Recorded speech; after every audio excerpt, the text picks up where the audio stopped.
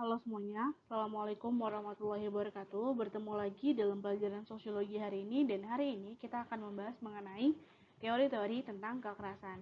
Jadi silakan disimak dengan baik ya.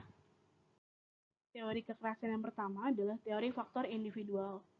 Beberapa ahli berpendapat bahwa setiap perilaku kelompok, termasuk perilaku kekerasan, selalu berawal dari perilaku individu. Agresivitas perilaku seseorang dapat menyebabkan timbulnya kekerasan, baik yang dilakukan oleh individu maupun kolektif, secara spontan maupun direncanakan. Jadi intinya dalam teori faktor individual, kekerasan ini selalu berawal dari perilaku seorang individu.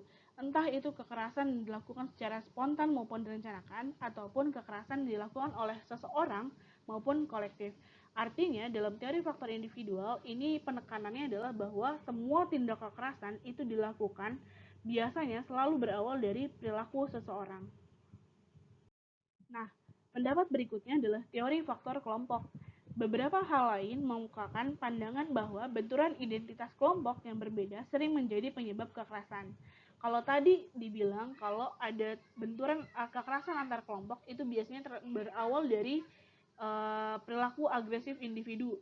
Nah, kalau di sini dibilang kekerasan itu bisa berawal dari adanya perbedaan identitas atau benturan identitas kelompok yang berkembang menjadi sebuah kekerasan.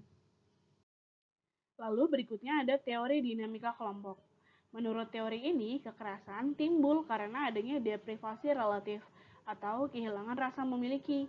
Artinya, perubahan yang terjadi sedemikian cepat dalam masyarakat dan tidak mampu ditanggapi dengan seimbang oleh sistem sosial dan nilai masyarakatnya.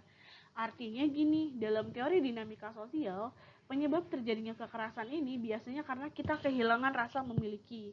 Ketika ada budaya asing masuk, kita tidak menghandle itu dengan baik, sehingga pada akhirnya kita kehilangan rasa memiliki terhadap budaya sendiri yang pada akhirnya bisa menimbulkan sebuah kekerasan. Nah, ini adalah kesimpulan dari teori dinamika kelompok. Nah, setelah membahas tentang teori kekerasan, sekarang kita bahas mengenai perdamaian. Apa sih perdamaian itu? Nah, perdamaian merupakan usaha untuk mengelola konflik identitas ataupun kepentingan yang dilakukan secara jangka panjang. Pelaksanaan perdamaian ini merupakan situasi sempurna dari suatu hubungan sosial, ditandai dengan sikap saling menghormati perbedaan, tidak adanya konflik dan kekerasan. Jika perdamaian ini dapat dilakukan dengan mengutamakan dialog, diharapkan akan tercipta kemaslahatan umat. Jadi artinya perdamaian ini adalah situasi sempurna ketika konflik dan kekerasan sudah selesai. Nah, sekian untuk pertemuan kali ini. Jika ada pertanyaan, boleh dituliskan di kolom komentar. Semoga kalian paham apa yang disampaikan hari ini, dan terima kasih untuk atensinya. Assalamualaikum warahmatullahi wabarakatuh.